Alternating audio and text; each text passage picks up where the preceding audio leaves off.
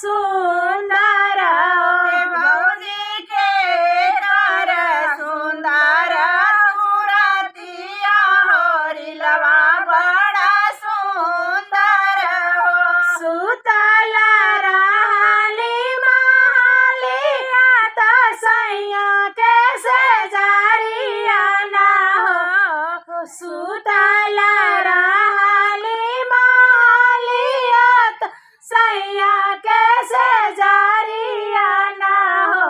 हे ननद सपना में आइले ननदोइया होरिलवा बड़ सुंदर हो हे ननद सपना में अइला नाना दोइया होरिलवा बड़ा सुंदर हो हे ननदो सपना में अइले ननदोइया होरिलवा बड़ा सुंदर हो हे ललना सपना में अइला नाना दोइया ललनवा बड़ा सुंदर हो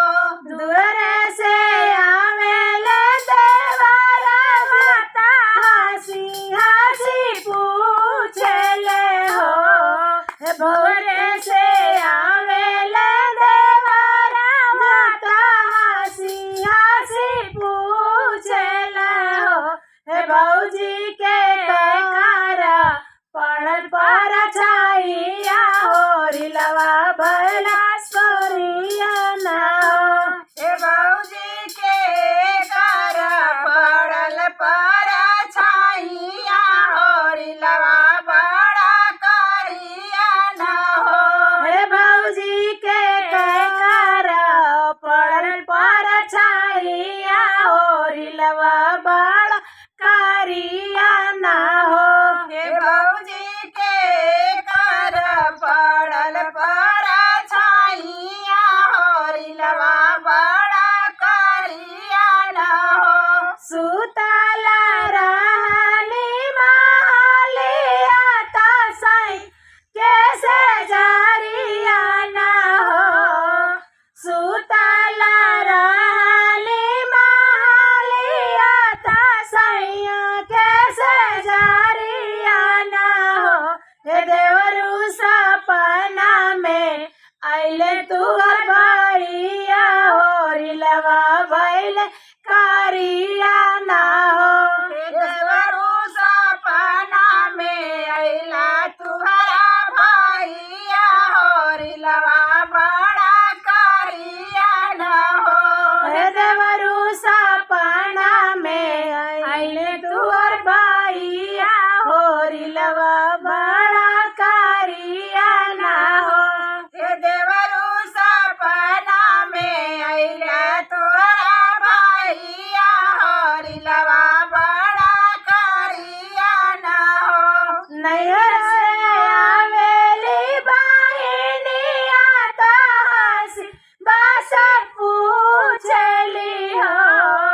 नैहर से आवेली बहिनिया त हंसी हंस पूछली हो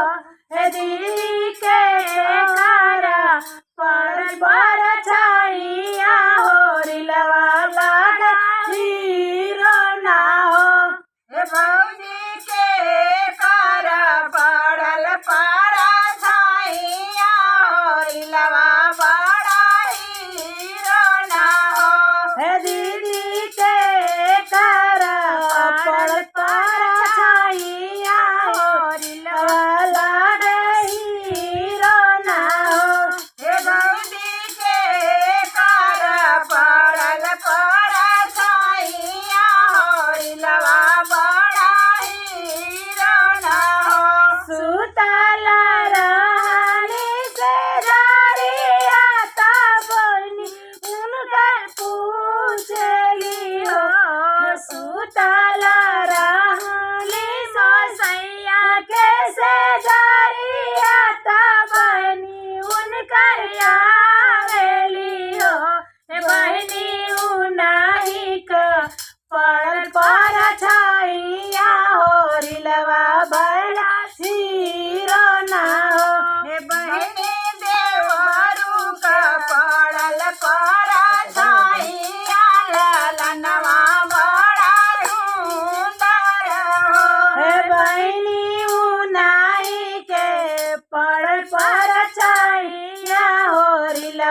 बड़ा सुनर हो ललना देवरू के परल परछाइया ललनवा बड़ा सुंदर हो। हेलो दोस्तों, ये सोहर गीत कैसी लगी आप लोग कमेंट के द्वारा जरूर